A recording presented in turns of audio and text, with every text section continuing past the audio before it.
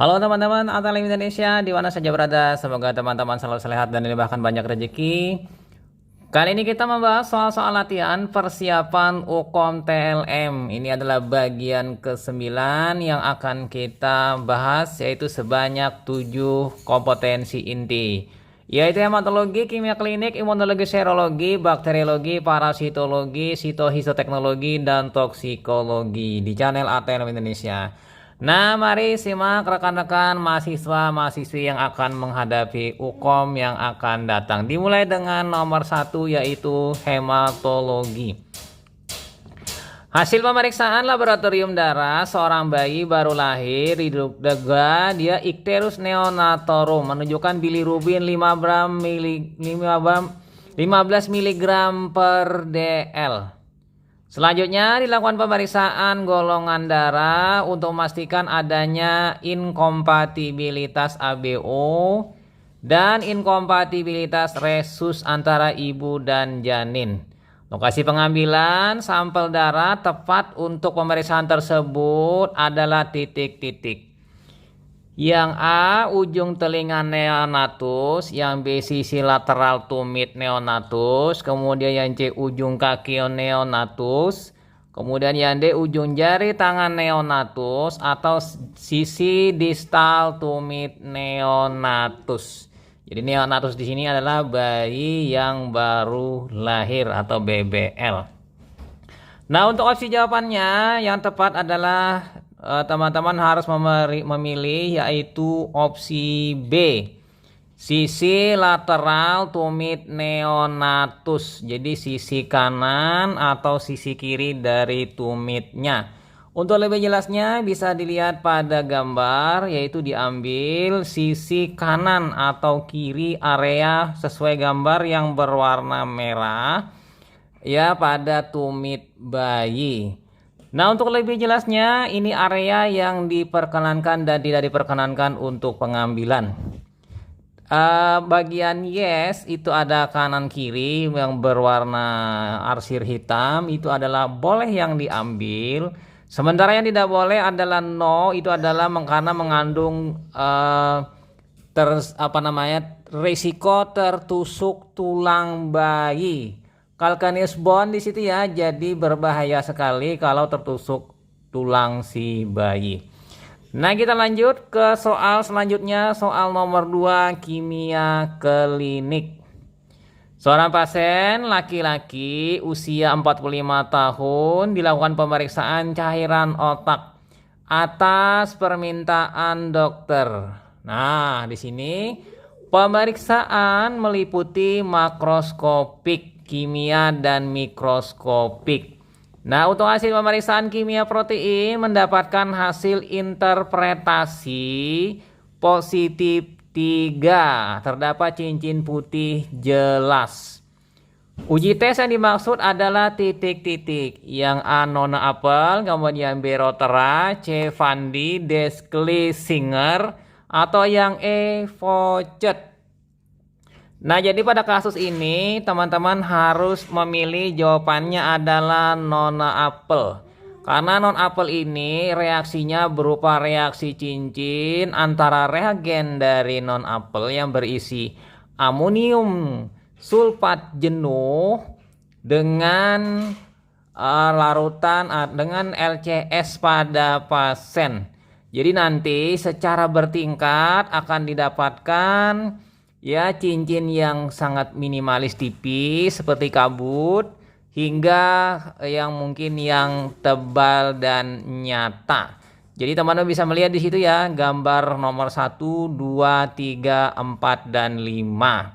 Jadi positifnya dimulai dari yang nomor 2, 3, kemudian 4, dan 5. Sementara yang 1 itu dikatakan negatif karena tidak terjelas, tidak terlihat adanya kabut cincin putih.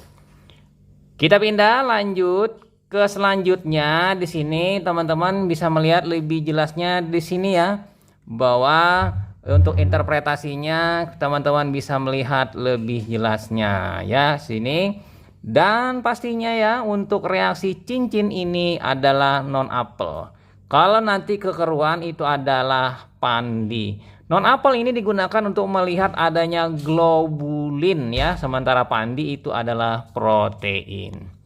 Nah, kita pindah lanjut ke soal nomor 3, imunologi serologi. Pasien poli kulit kelamin dengan gejala sifilis diduga terinfeksi Treponema pallidum. Lalu diminta melakukan pemeriksaan atau tes laboratorium. Nah, ATLM melakukan pemeriksaan imunologi RPR secara kualitatif dan kuantitatif. Nah, dasar reaksi yang terjadi adalah titik-titik. Yang A aglutinasi, yang B presipitasi, C flokulasi, D hemaglutinasi atau E fiksasi komplemen. Jadi di sini untuk pemeriksaan RPR dia menggunakan dasar reaksi flokulasi.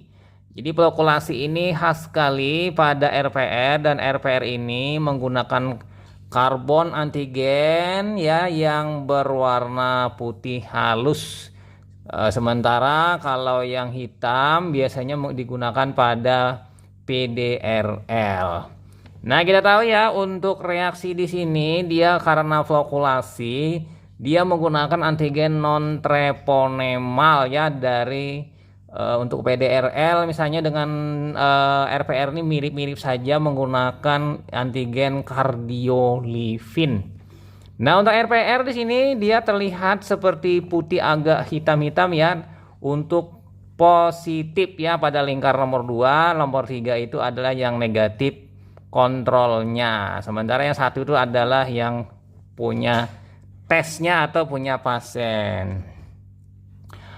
Lalu kita pindah ke soal nomor 4 yaitu bakteriologi.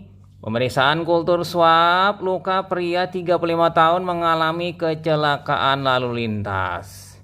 Ditanam pada media BAP blood agar flat selama 24 jam. Terbentuk zona jernih di sekitar koloni pada media yang ditumbuhi mikroorganisme. Pewarnaan gram hasil biakan menghasilkan gambaran berbentuk bulat kokus bergerombol. Nah, ini sudah ada gambarannya ya. Uji katalase dan uji koagulase positif, maka bakteri yang mungkin terdapat pada spesimen tersebut adalah titik-titik. Yang A Staphylococcus albus, yang B Streptococcus citrus, yang C Staphylococcus aureus, kemudian yang D Streptococcus pyogen atau yang E Staphylococcus epidermidis. Jadi kalau melihat gambarannya di sini, maka di sini untuk jawaban kemungkinan yang menginfeksi itu adalah Staphylococcus aureus. Mengingat di situ kata kuncinya bulat bergerombol, katalase, koagulase positif. Jadi kalau koagulase negatif, maka itu bukan Staphylococcus yang jenis aureus ya, tapi jenis yang lain. Sementara kalau katalase ini membedakan Staphylococcus dengan Streptococcus. Jadi kira-kira seperti ini gambaran koloni yang mungkin tumbuh dalam BAP. Ada zona jernih dan didapatkan koloni yang berwarna keemasan ya. Beda dengan yang jenis lain seperti albus yang berwarna putih. Kita pindah lanjut ke nomor 5, parasitologi. Pemeriksaan infeksi cacing ditemukan telur cacing tambang yang menginfeksi. Selanjutnya sampel feses digunakan untuk menetaskan dan mengembangbiakan larvanya untuk menentukan spesies cacing tambang. Metode yang dipakai adalah titik-titik. Yang A sedimentasi, yang B katokats, kemudian C flotasi, yang D haradamori atau E natif. Jadi cacing tambang ini kalau secara telurnya dia mirip-mirip saja, namun nanti bisa dibedakan. Contohnya yang paling klasikal itulah membedakan cacing tambang Necator americanus dan Ancylostoma duodenale.